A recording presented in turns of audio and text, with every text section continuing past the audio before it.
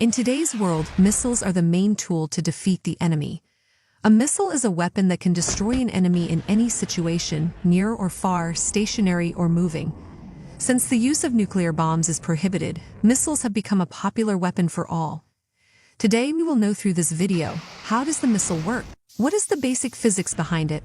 All issues have been discussed. Missiles are basically two types, ballistic missiles and cruise missiles. The biggest difference between the two missiles is that after the launch of the ballistic missile, it cannot be controlled anymore, also called unguided missiles. That is why ballistic missiles are used to destroy stationary objects, such as enemy bases, buildings, and various installations. On the other hand, cruise missiles can be controlled even after launch, which is also called guided missiles. Cruise missiles are able to lock the enemy and chase after it.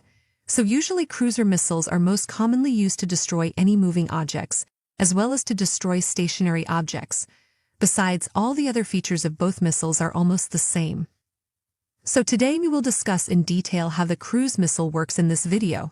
Let's discuss its structure first. All the components inside the missile are covered with a strong steel case. Its front part is made very precise, so that the speed does not slow down due to air barriers. Due to its smoothness, it is able to cross air barriers very easily. As a result, it can travel at high speed with little energy. These are electronic wings. By changing the position of these wings, the missile can move right, left, up and down. And these fins are used to keep the missiles in a more stable condition. They are connected to the body of the missile in a fixed state. Very back of the missile is the nozzle. Let's take a look at the inside of the missile and explore every part of it. Missiles are usually divided into three parts. The first part consists of detectors and informational devices, then the explosive substance, and lastly the fuel. The seeker is at the front of the missile. Seeker is essential for the performance of missiles. It is associated with thermal imaging cameras, infrared imaging, stabilization, high accuracy, inertial navigation, etc. Tracking the moving enemy is possible only through the seeker. This is the control system. The control system directs the missile to the correct flight path using information from the seeker. Next is the warhead or explosive cylinder.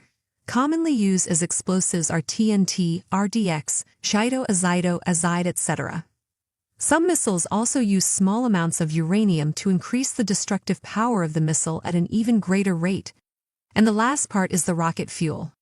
Generally, two types of fuel are used, solid and liquid. Most missiles use only solid fuel in their propulsion systems. Metal powders such as aluminium often serve as the fuel. And ammonium perchlorate, which is a mixture of perchloric acid and ammonia salts, is the most common oxidizer. Oxidizers are substances that help fuel burn.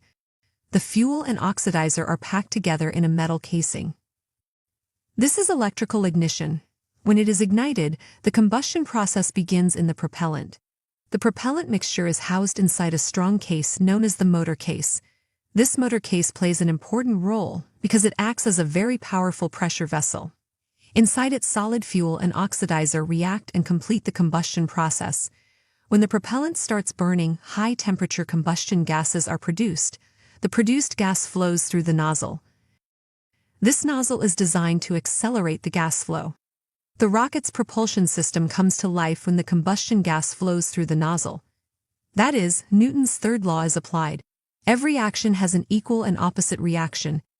Hence, when the combustion gases are ejected backwards at high speed, an equal and opposite force is applied to the body of the missile.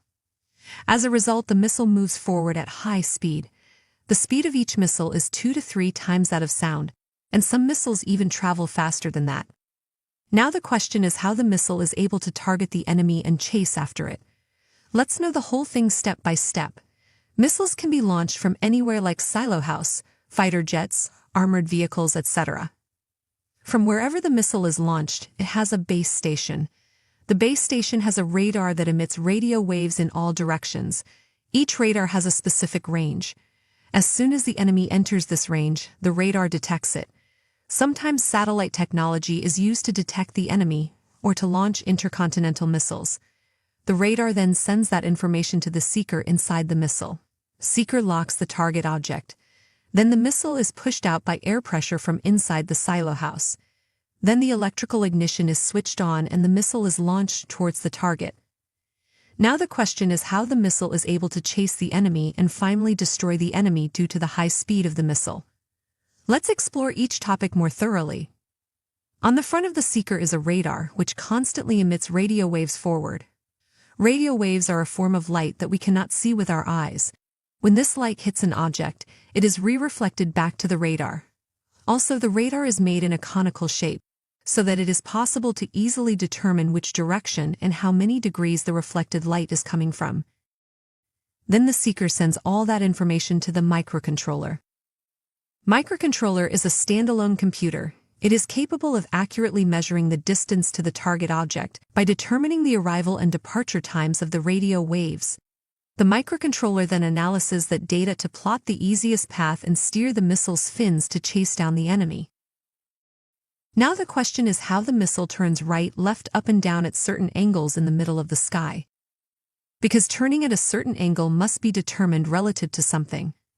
For this purpose, high-accuracy inertial navigation is used. Through inertial navigation, it is possible to easily determine which direction and how many degrees the missile is turning.